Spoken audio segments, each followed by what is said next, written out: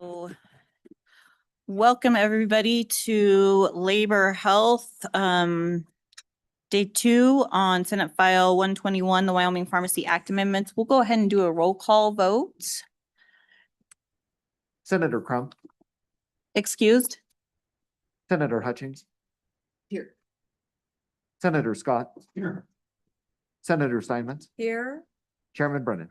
Here. Madam Chairman, we have a quorum. Perfect. Thank you. All right. So to refresh everybody, when we left off yesterday, we were all in agreement that this bill is a good bill. We were in a little bit of question on how to get there with some amendments that needed made. And so I will just close public comment, and then we'll let Senator Dockstader come and bring the amendments that have been worked out. And we'll work. Do we need to move the bill before we do that? We should move it. Yeah. Yeah, let's do that. Okay.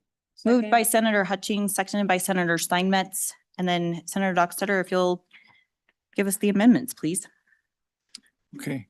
Madam Chair, members of the committee, do you want me to review the bill as it stands with these amendments and changes overall? And then we do have an exact copy provided to us that has the amendments, like which page, which line and so forth. How do you want that done, Madam Chair? I think since we have a copy, if you just want to work through the amendments and what they do, I think that would be, yes, we do. Yep. Did you bring it? There you go. Do you have copies of do you have more copies? Do you have a copy tracked in Senator Hutchins? Okay. I just knew it. Thanks. Okay. Yeah, if you will just help us track in the amendments that we've. Madam Chair, members of the committee, I'll just give you the brief overview again as it's been changed.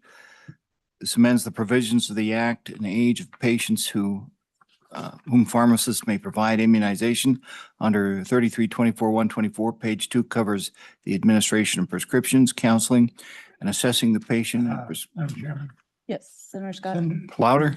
On behalf of the Deaf Caucus, could you give us a microphone? All for that caucus. Thank you, Madam Chair.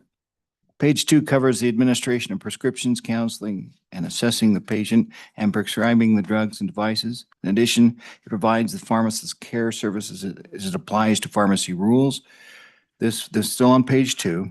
This will include continued use of the programs, technologies, and education to improve patient safety and services. Page 3 and 4 addresses the pharmaceutical care, excuse me, allowing the pharmacist to decline participation of everything in accordance with the governing board of pharmacy. Page 4 also changes the age from 7 to 3 for immunization, the remaining essentially designating the time for enactment. And as provided to us, the actual page changes come, and I think that's what you have in front of you, Madam Chair. Page 2, line 1 and 2, unstrike. Page 2 and 3 strike. Is that what you, Madam Chair, you have in front of you? We Okay. do. And those are kind of simple as you see it there. It might be easier for us if you want to go through those, or I could just, for audio's sake, note them now and announce those changes. How do you want that done, Madam Chair? It doesn't, I believe I have them and we can go through them, Okay. and if something is incorrect, we can, All right, if I'm not understanding something I'll- incorrect. Madam Chair, I'll stand back then If and that- let you kind of go through those. So and first of all, I want to say thank you to everybody who we were able to take a pause, and everybody was able to come together and work on this bill to get it right and move it forward. I want to thank the committee members who agreed to come today, an extra day. We will have tomorrow off though. So kind of exchanging a day for you guys. So first of all, I want to say thank you for that. So then really discussion yesterday, in the discussion, it was decided to strike on page 2, lines 1, 2, and 3. Those aren't needed. And then we just go to line 5. We keep practice of pharmacy means but is not limited to, and on page 6, on line 6 on page 2, we strike comma, a pharmacist who. That's what I have for changes on page 2. Okay, and then because we do those things and there's some redundancy, we go over to page 3 and we strike lines 5 through 16 on page 3. And that, I believe, is the amendment. Correct, incorrect. Okay, come on down. And Madam Chair, if I note, we have extra copies of the revised version if people in the room need it. Okay, yes, we do have copies of that. Madam Wait, Chairman, yeah. Matt Martin with the Board of Pharmacy. So on pages 2, lines 1 and 2, and page 3, lines 11 through 16, the original part of 3324-124 under Senator Scott's recommendation that's going to remain and be renumbered A. For clarity's sake, we just deleted them here because it wouldn't be part of the bill anymore. Essentially, the bill only ends up adding B and C, basically. So you're not deleting the existing 3324-124 that stays and is renumbered A, and then you add B and C. And then, Madam Chairman, Correct. if watch the LSO on that, because with the way this draft is prepared, they might think you were repealing A. And it sounds like that's not the intention. You're just removing it from the bill. Correct. We're removing from the bill A, and then we're also removing from the bill lines 11 through 16. But that stays in statute. Correct.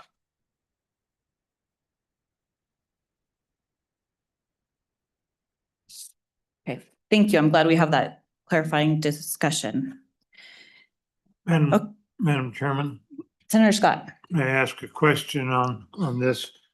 In the new language, on page 2, lines 13 through 15, where they're assessing patient for purposes of prescribing drugs and devices.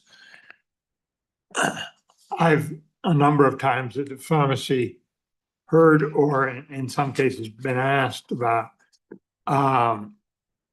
pharmacist discovers that there's prescription from more than one doctor and they're interfering with each other and does some assessing right there in the spot, looking at trying to mesh the things so that it'll work for the patient, and if necessary, going back and getting a prescription. Is that what this is talking about, that sort of thing, where they say, yes, this drug makes sense for what the diagnosis has been, and it's not interfering with anything else? Is that the kind of thing this is talking about? Madam Chairman, Senator Scott, more or less, yeah, although that's more covered in lines 17 and 18 when you're talking about pharmacist care services. Those are typically things that are drug utilization review, where you're looking at, is there therapeutic duplication? Are you on too many high blood pressure meds, and are you complaining about being lightheaded, and are you falling, and things like that? That's part of those pharmacist care services, yes. Thank you. All right. Committee. We need to move the amendment. So moved. Okay. The amendment is moved by Senator Steinmetz, seconded by Senator Hutchings. Any discussion on the amendment? Okay. All those in favor of Senator Steinmetz's motion that we adopt this committee amendment, please say aye. Aye. Opposed, no? All right, the amendment has been adopted. Committee, any discussion on the bill? Okay. Madam Chairman. Yes, Senator Scott. You know, when you make a change like this, there's always some chance of some unintended consequences. And I hope that we can count on the pharmacists and the medical society to work together. If that happens in the real world and we need to fix something, come back and tell us. Sounds good. Thank you, Senator Scott. We'll go ahead and take roll call on Senate File 121, Wyoming Pharmacy Act amendments. This is a roll call vote for Senate File 121 as amended.